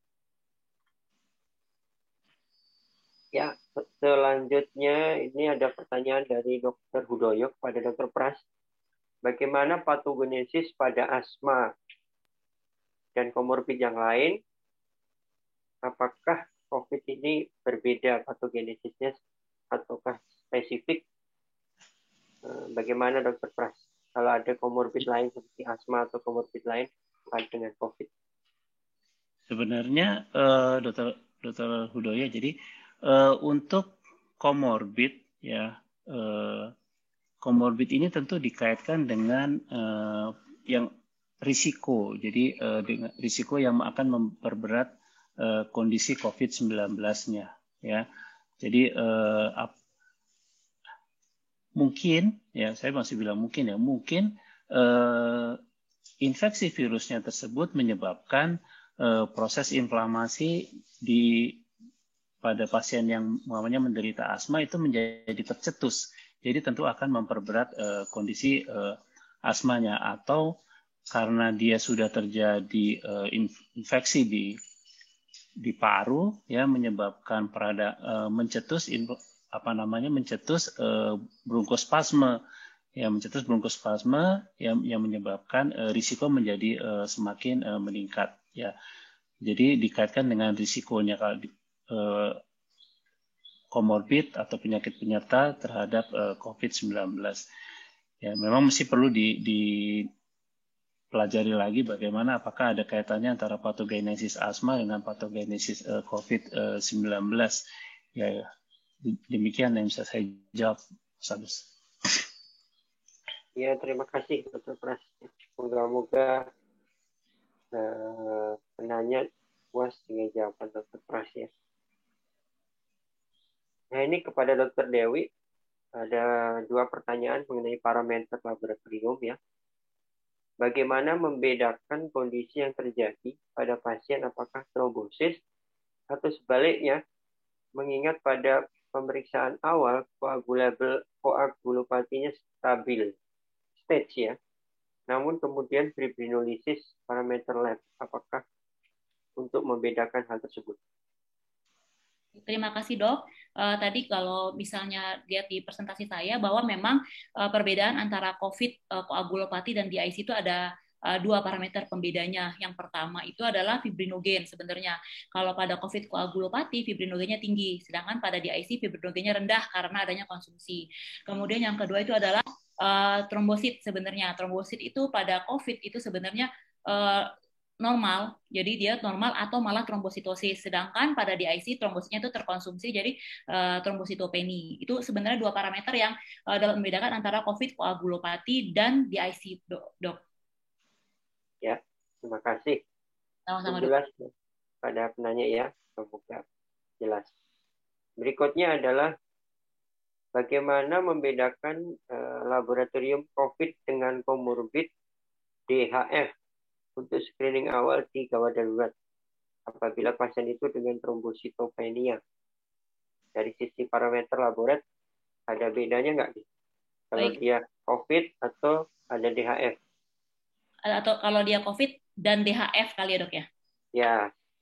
Jadi sebenarnya kalau DHF itu limfositosis. Jadi kalau pada secara hitung jenis pada DHF itu dia limfositosis. Jadi antara neutrofil sama limfositnya lebih tinggi daripada neutrofil. Itu pada DHF. Sedangkan kalau pada COVID seperti kita ketahui neutrofil limfosit rasionya itu tinggi. Jadi neutrofilnya lebih tinggi daripada limfosit. Itu salah satu pembeda pertama. Yang kedua, pada COVID itu sebenarnya jarang trombositopeni. Tapi kalau misalnya DHF itu lebih cenderung trombositopeni. Kemudian yang ketiga tentu saja dengan parameter serologi. Kalau pada DHF tentu saja hari pertama sampai hari ketiga NS1-nya positif, sedangkan lebih dari hari ketiga IgG, IgM, dengue-nya positif, gitu dok.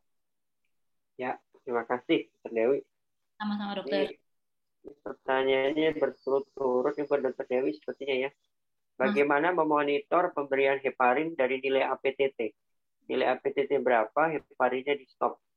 Oh oke.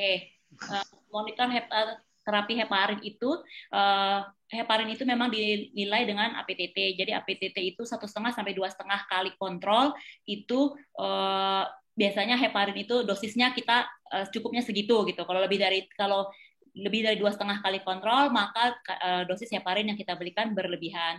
Akan tetapi kadang-kadang klinisi suka menyalahartikan dengan kata-kata kontrol. Jadi kontrol yang ada di hasil laboratorium itu merupakan kontrol yang saya keluarkan saat saya melakukan kontrol alat. Jadi saya mengontrol alat nih, rentang kontrol saya misalnya 10 sampai 12. Maka pada saat alat mengeluarkan kontrolnya 11, maka alat saya masuk kontrol. Jadi sebenarnya klinisi tidak boleh menggunakan kontrol yang saya taruh di hasil lab, tapi dokter gunakanlah rentang nilai rujukan, nilai tengah rentang nilai rujukan. Jadi seandainya nilai rujukan saya 9,5 sampai 11, maka dokter tambah, kemudian bagi 2. Itu adalah nilai tengah. Jadi dokter membagi APTT-nya dengan nilai tengah itu. Jangan menggunakan nilai kontrol yang saya keluarkan di formulir, dok. Jadi karena kontrol yang saya keluarkan di formulir itu merupakan saya kontrol yang dikeluarkan saat saya mengontrol alat saya. Jadi alat saya bagus, reagen saya oke, analis saya mengerjakannya dengan benar, itu saya melihatnya dari situ. Tapi klinisi harusnya menggunakan nilai tengah, nilai rujukan, dok. Jangan menggunakan nilai kontrol yang saya tulis di formulir. Nah, ini menyambung mengenai nilai kontrol ya, Dr. Dewi. Ya, dokter. Ada pertanyaan beberapa sejawat itu mencapai target dari pemberian heparin itu kalau tercapai 3 kali nilai kontrol. Tapi kata Dr. Dewi kan 2,5 ya. Ya. Ini beberapa yang 3. Memang apakah bervariasi? Setahu saya kalau dari ISTH 1,5 sampai 2,5 kali nilai kontrol, dok. Nilai kontrol maksudnya nilai tengah, nilai rujukan. Tapi kalau misalnya 3 kali mungkin klinisi lebih tahu ya, dok. Dokter Pras mungkin lebih tahu kenapa pakainya 3 kali nilai kontrol, dok. Dokter Pras mungkin data tambahan mengenai parameter APTT untuk pemberian target heparin. Ini mungkin dikaitkan dengan keberhasilan dari dosis yang pertama. Jadi kalau dosis yang pertama yang diberikan dosis inisial tidak ada menunjukkan perbaikan, tentu kita lihat tadi nilai kontrol tersebut atau nilai peningkatan tersebut. Ya, jadi tentu ini dikaitkan dengan pemberian sekali lagi dosis inisial. Ya. Dan ini nanti dikaitkan dengan keberhasilan dosis yang diberikan, dosis awal yang diberikan. Ya. Demikian Dr. Agus. Ya, terima kasih. Dr. Dewi, ini ada pertanyaan lagi mengenai ferritin. Kalau tadi APTT ini ferritin. Bagaimana peranan ferritin untuk protein fase akut selain fibrinogen yang juga penting untuk monitoring hiperkoagulasi pada COVID? Oke, terima kasih dok. Sebenarnya ferritin bukan marker untuk hiperkoagulasi, dokter. Jadi ferritin itu merupakan protein fase akut yang meningkat pada infeksi. Jadi tidak bisa menilai hiperkoagulasi. Tapi memang ada beberapa penelitian yang mengatakan bahwa ferritin itu sebanding dengan keparahan penyakit. Jadi makin tinggi ferritinnya, makin berat penyakitnya. COVID maksudnya, makin berat COVID-nya. Cuman kalau ferritin tidak ada hubungannya dengan keadaan hiperkoagulasi sebenarnya, dok. Ya, terima kasih. Ini cukup jelas ya. Ferritin tidak terkait dengan hiperkoagulasi. Selanjutnya kepada Dr. Pras, bagaimana memilih antikoagulan antara enoxaparin, fondaparinux, dan heparin terkait dengan hasil-hasil lab? Dr. Pras? Masih mute, Dr. Pras. Tolong di-unmute. Jadi sebenarnya pemilihan antikoagulan tentu tergantung dari satu yang penting ketersediaan obat. Ya, ketersediaan obat. Jadi yang paling aman memang pemberiannya adalah heparin, ya, mudah dikontrol, ya, dan parameternya jelas. Jadi nomor satu heparin sebagai obat yang utama, kemudian diikuti dengan obat-obat yang lain seperti enoxaparin atau mungkin fondaparinux, ya. Nanti dikaitkan juga dengan harga obat. Jadi pilihan utama umumnya adalah pemberian heparin, ya, obatnya aman, mudah dikontrol, dan tentu harganya juga lebih murah itu, ya. Ketersediaannya juga banyak. Demikian Dr. Agus. Ya, terima kasih Dr. Pras. Nah, ini nyambung dengan pemberian heparin, pemberian obat-obatan tersebut, Dr. Pras. Kalau pasien itu sudah diterapi, kemudian stabil pasiennya secara klinis, tetapi secara kadarnya masih cukup tinggi, misalnya 3 kali lipat, apakah pasien bisa dipulangkan ya keluar rumah sakit, dan dengan obat apa diberikan pada saat pulang kalau boleh? Iya, jadi tadi saya sudah sampaikan bahwa pemberian antikoagulan idealnya adalah dilakukan di rumah sakit dengan dengan monitoring yang ketat.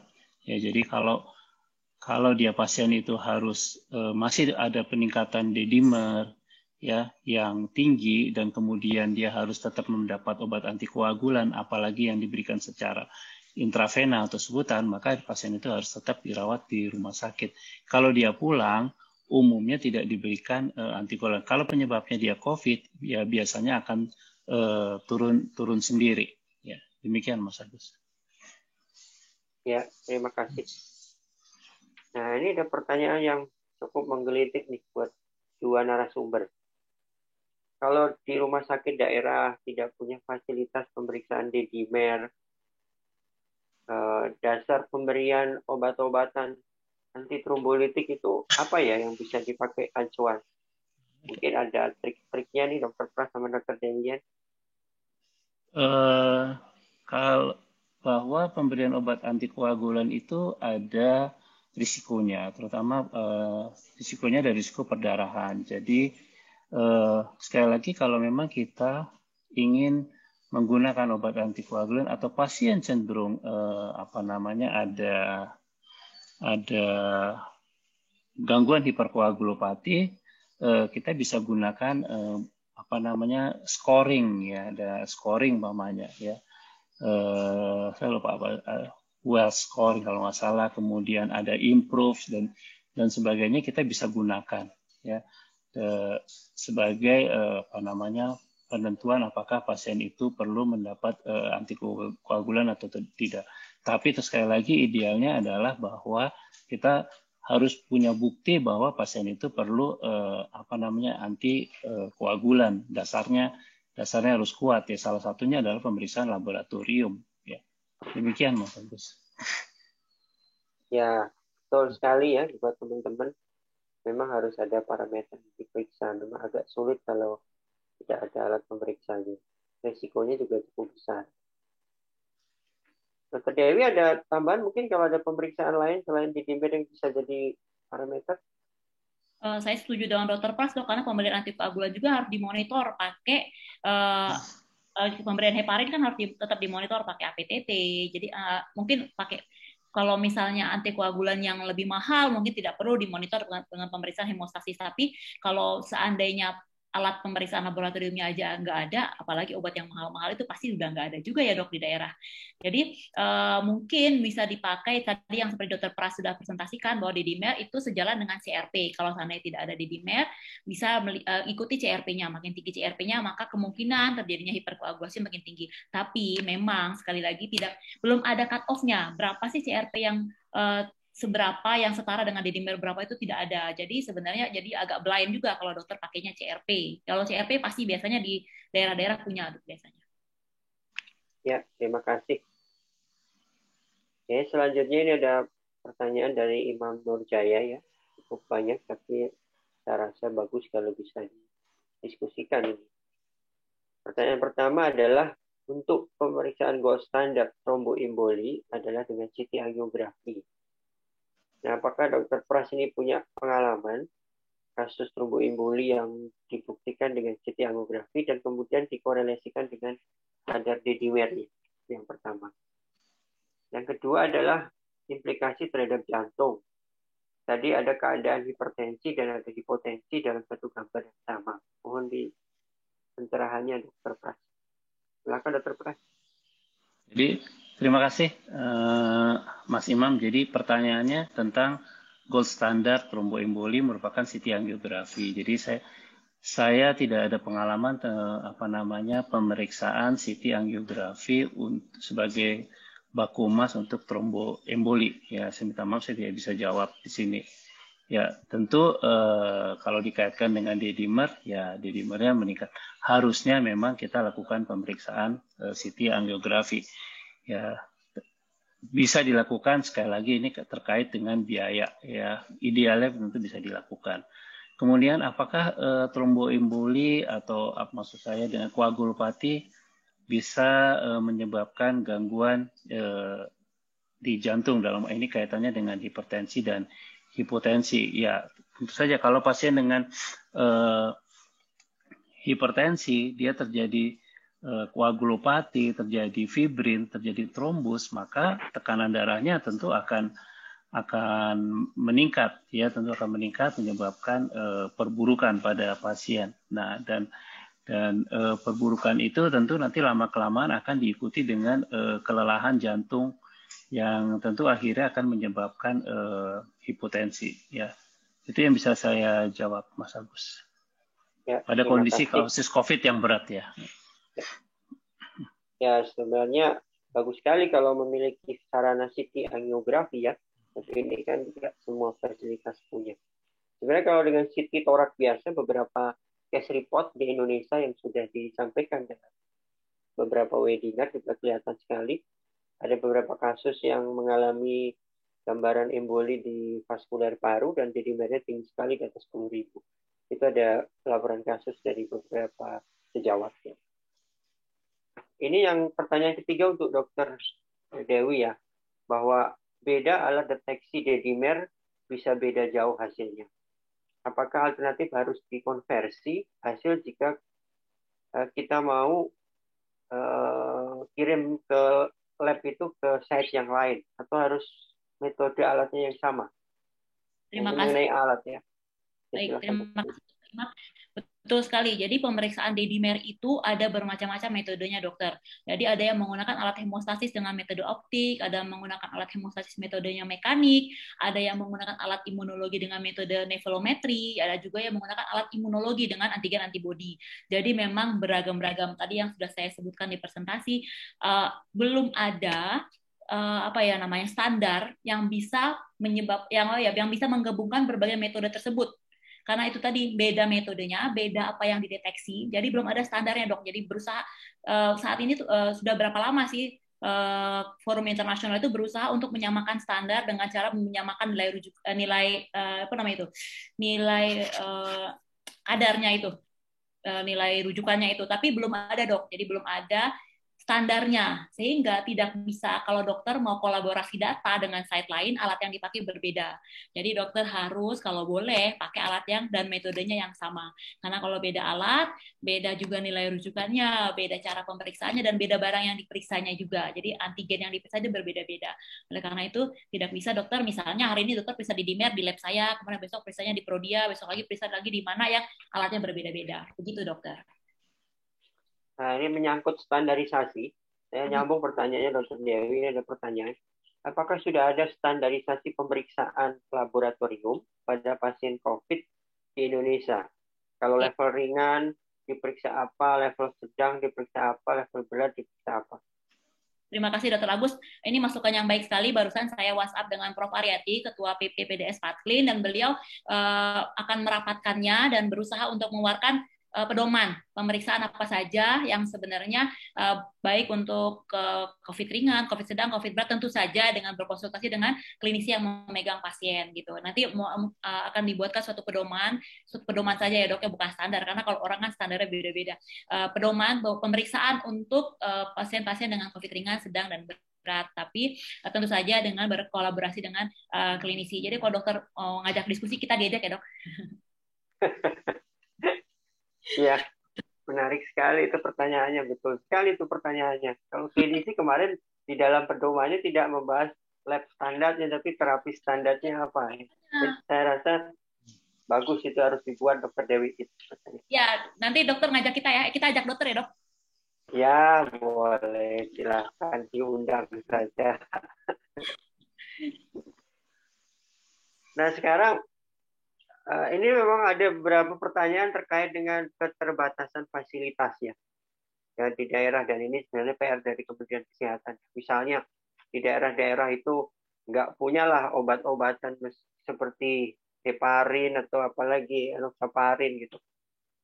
Kalau Vaskesnya hanya punya obat-obatan oral, apakah itu bisa diberikan Dr. Pras untuk antikoagulan kalau memang dia ada hiperkoagulasi? Ya, bisa saja Mas Agus. Kalau memang memang ada keterbatasan obat, ya tentu yang oral bisa diberikan gitu. Tapi sekali lagi tujuannya adalah agar tidak terjadi hiperkoagulasi yang berat. Jadi tentu memperbaiki prognosis atau mortalitas pasien. Ya, ini saya sudah di warning sama pembawa acara hari ini, host acaranya 1 menit lagi selesai. Pertanyaannya sangat banyak, jadi mungkin nanti dirangkum, kalau bisa dibikin jawabannya tertulis ya. Nah, ini ada satu yang menarik, saya bacakan terakhir buat Dr. Pras adalah, apakah pemberian heparin nebulisasi itu ada tempatnya? Karena beberapa dikabarkan berita-berita di luar negeri itu bisa diberikan. Ya, secara evidence based pemberian heparin secara inhalasi tidak pernah atau masih belum jelas manfaatnya. Ya memang secara mungkin case by case atau kasus per kasus sudah dilaporkan, tapi secara evidence based yang secara penelitian yang lebih besar belum menjadi pedoman pemberian heparin pada kasus dengan gangguan hiperkoagulopati ya, dan masih ada pro dan kontra ya. Jadi belum disarankan. Saya sendiri tidak punya pengalaman. Persahabatan sendiri tidak pernah ada pengalaman pemberian heparin secara inhalasi. Kalau dari sisi sediaan di Indonesia, itu apakah sediaannya sama yang dipakai buat injeksi itu dipakai inhalasi atau bagaimana terpas kalau di luar negeri? Ya, Atau jadi sediaan khusus pemberian, ya enggak, sediaan yang diberikan injeksi, ya seperti pemberian apa N-acetyl-cysteine itu kan ada yang diberikan secara inhalasi. Tapi kan itu kan sediaan yang diinjeksi, yang disuntikan kemudian dicoba diberikan untuk inhalasi. Oke, karena kita belum ada pengalaman, tentu bisa menjadi ladang riset ya yang bisa dilakukan sehingga kedepannya bisa dinilai apakah pemberian heparin inhalasi pada kasus COVID ini bisa ada tempatnya. Oke, saya dikasih tambahan waktu oleh host ya beberapa menit lagi untuk pertanyaan karena cukup banyak yang masih bisa. Ini untuk Dr. Dewi Yenita ya. Apakah parameter NLR seperti di awal-awal COVID dulu masih bisa dipakai untuk monitoring? Ya, karena banyak pasien yang neutrofil limfositnya masih relatif normal. Silakan Dr. Dewi. Terima kasih dokter. Mungkin NLR bukan untuk monitoring kali ya dok ya. Jadi waktu awal-awal itu dia keluar, NLR itu digunakan untuk screening. Jadi dia cut off-nya 3,13 itu dianggap sudah curiga COVID waktu itu. Jadi memang NLR itu tidak digunakan untuk monitoring. Memang pada beberapa penelitian pasien-pasien yang outcome-nya jelek itu NLR-nya tinggi. Lebih tinggi dibandingkan dengan pasien-pasien yang outcome-nya lebih baik. Jadi NLR itu dapat digunakan sebagai prediksi outcome. Jadi beberapa penelitian mengatakan, bahkan di persahabatan juga ada penelitian kalau nggak salah tentang NLR ini dok. Kalau nggak salah waktu itu dokter siapa ya, PPDS-nya, itu cut off-nya 6 kalau nggak salah itu untuk prediksi outcome untuk cut off NLR. Tapi memang bukan untuk monitoring dokter. Oke, terima kasih. Halo. Masih kedengaran kan? Dengar dok, dengar. Maaf saya internetnya nggak stabil. Ya. Oke. Dr. Pras, ini ada satu pertanyaan terakhir, Dr. Pras. Apakah ada pengalaman? Ini mungkin juga Dr. Dewi, mungkin juga karena menyangkut hasil lab. Kalau pasien COVID kemudian diberikan terapi antikoagulan dan kemudian terjadi perdarahan, pernahkah ada kasusnya dan bagaimana kira-kira mengantisipasi kasus seperti itu? Silakan Dr. Pras. Terima kasih Dr. Agus. Jadi selama ini sih di persahabatan tidak ada kejadian perdarahan akibat pemberian antikoagulan. Kalau terjadi maka tentu obatnya nomor 1 dihentikan, ya. Kemudian diberikan obat-obat hemostatik seperti asam tranexamat, ya, kemudian vitamin K dan vitamin C. Itu saja udah cukup. Jadi nomor 1 adalah hentikan pengobatan. Dr. Dewi, mungkin kalau terjadi bleeding atau perdarahan pada saat antikoagulan diberikan, itu parameter apa yang mesti segera kita evaluasi? Terima kasih dokter. Terima kasih dokter Usi atas pertanyaannya. Kalau seandainya pada pemberian antikoagulan tentu saja kalau pemberiannya menggunakan heparin, kita monitoringnya pakai APTT dok. Sedangkan kalau untuk perdarahan lebih karena bukan karena antikoagulan mungkin dok, mungkin karena DIC. Seperti kita ketahui kalau DIC itu manifestasinya perdarahan. Sedangkan pada COVID trombosis itu jarang sekali manifestasinya perdarahan. Jadi pada tadi yang seperti di slide saya tadi yang saya paparkan, kalau COVID trombosis bedanya dengan DIC adalah salah satunya adalah manifestasi perdarahannya. Jadi kalau pada COVID trombosis itu tidak ada manifestasi perdarahan, sedangkan pada DIC sering terjadi manifestasi perdarahan. Mungkin pasien ini sudah masuk ke fase DIC dok, jadi terjadi perdarahan. Begitu ya, dok. Terima kasih. Saya rasa ini pertanyaan terakhir, jadi mohon maaf karena tidak semua pertanyaan bisa diakomodasi untuk dijawab oleh para narasumber. Dan nanti kalau hostnya bisa merangkum, itu bisa menjadi satu pertanyaan yang menarik untuk bisa dijawab secara tertulis ya. Jadi kita sudah mendengarkan pada hari ini dari pagi sampai menjelang siang bagaimana kita melihat kejadian koagulasi, gangguan koagulasi pada COVID itu terjadi cukup sering. Ya. Data-data yang disampaikan oleh Dr. Pras, oleh Dr. Dewi itu ada data yang real, ada di rumah sakit yang menunjukkan bahwa hiperkoagulasi terjadi pada pasien COVID. Oleh karena itu, perlunya kepada teman-teman sejawat yang merawat, ya, dokter paru, dokter penyakit dalam, dokter anestesi, untuk memeriksakan parameter koagulasi, ya, khususnya di dimer, sejak awal supaya bisa kita berikan treatment terbaik secara dini, tentunya dengan berkoordinasi dan berkonsultasi dengan teman-teman disiplin lain yang terkait dengan masalah hiperkoagulasi. Mungkin demikian kesimpulan dari diskusi kita pagi dan menjelang siang hari ini. Saya sebagai moderator mohon maaf apabila ada kekurangan, kesalahan di dalam membawakan acara webinar pada pagi dan menjelang siang hari ini. Terima kasih kepada narasumber Dr. Pras. Terima kasih kepada Dr. Dewi Yanita yang telah memberikan ilmunya pada para peserta di acara siang hari ini. Saya tutup acaranya dan saya kembalikan kepada host. Wassalamualaikum warahmatullahi wabarakatuh. Waalaikumsalam warahmatullahi wabarakatuh.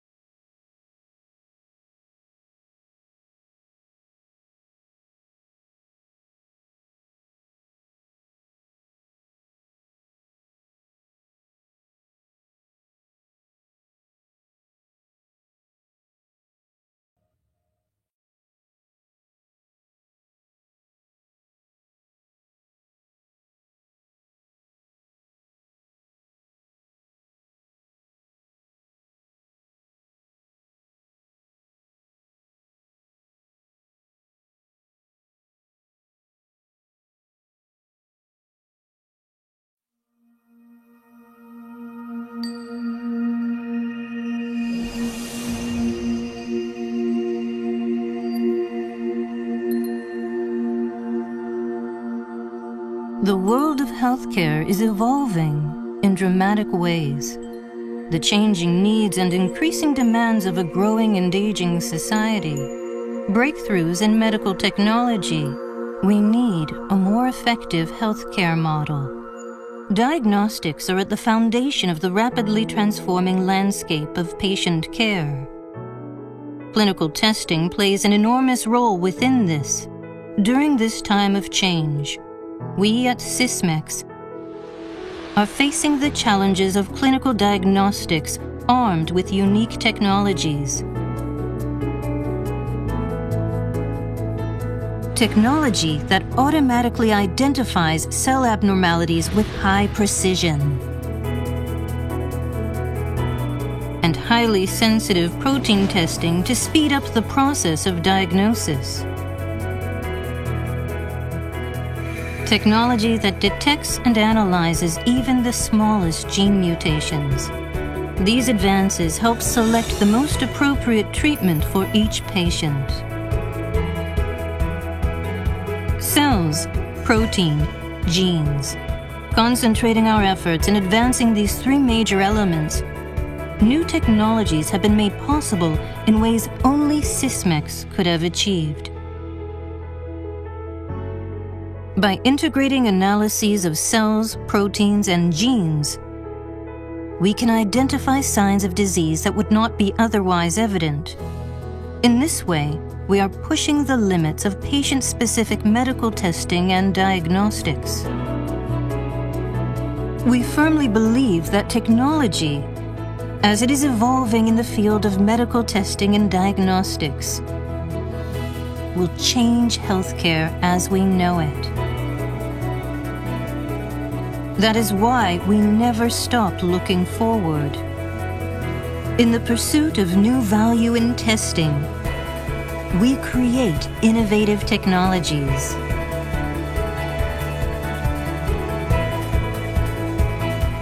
For the betterment of health and for the trust and confidence of people around the world. Our eyes are on the possibilities that will open up new frontiers in healthcare.